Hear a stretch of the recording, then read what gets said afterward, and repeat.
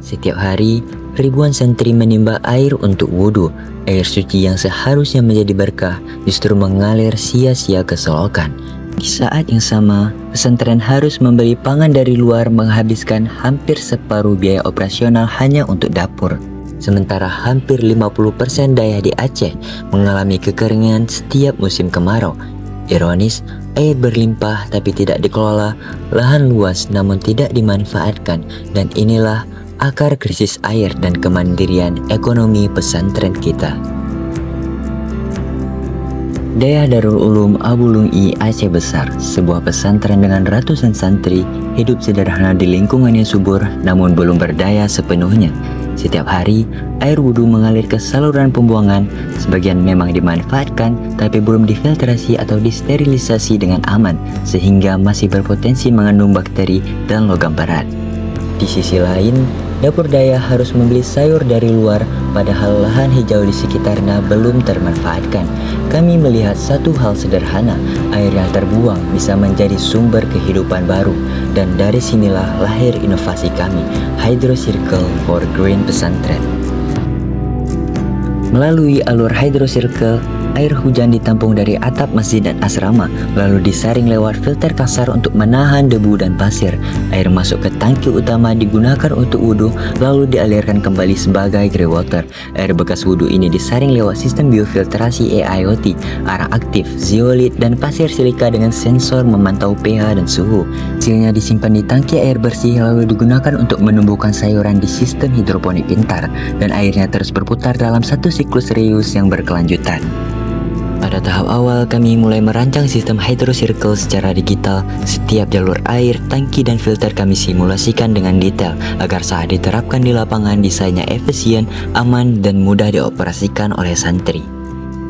Setelah desain sistem selesai, kami melakukan simulasi awal perangkat IoT Hydro Circle. Sensor air dan microcontroller diuji untuk membaca data pH, suhu, dan volume air secara real time. Semua data terhubung ke dashboard Save AI yang menampilkan efisiensi air, hasil panen, dan kondisi tanaman secara otomatis.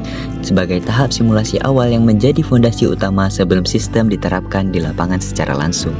Setelah sistem Hydro Circle dirancang dan disimulasikan, kami turun langsung ke daerah Darul Ulum untuk melihat bagaimana inovasi ini bisa benar-benar menjawab kebutuhan mereka.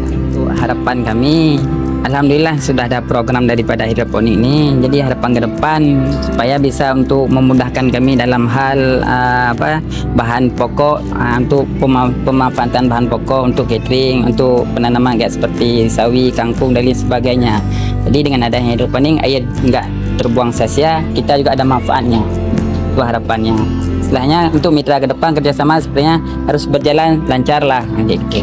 Jadi saling menguntungkan. Kalian menguntungkan, kami juga menguntungkan. Kini, Daya Darul Ulum bukan sekedar tempat belajar agama, tapi juga tempat tumbuhnya kesadaran akan kemandirian dan keberlanjutan. Santri mulai mengenal bagaimana teknologi bisa bersahabat dengan alam. Air yang dulunya terbuang kini kembali memberi kehidupan. Dari senyum mereka, kami melihat bukti perubahan tidak harus besar asal dimulai dari niat yang tulus dan langkah kecil yang nyata. Inilah semangat Hydro Circle, sederhana, berkelanjutan, dan tumbuh bersama komunitas. Inovasi Hydro Circle sejalan dengan tujuan pembangunan berkelanjutan, mendukung SDG 2 kemandirian pangan di lingkungan pesantren, SDG 3 kesehatan dan kesejahteraan melalui air bersih yang aman, dan SDG 6 pengelolaan air serta sanitasi yang berkelanjutan untuk semua. Dari Daya Darul Ulum, kami belajar bahwa perubahan besar bisa lahir dari langkah kecil, air, teknologi, dan semangat gotong royong bersatu untuk membangun masa depan yang lebih mandiri dan berkelanjutan. Hydro Circle for Green Pesantren mengalirkan perubahan, menumbuhkan kemandirian.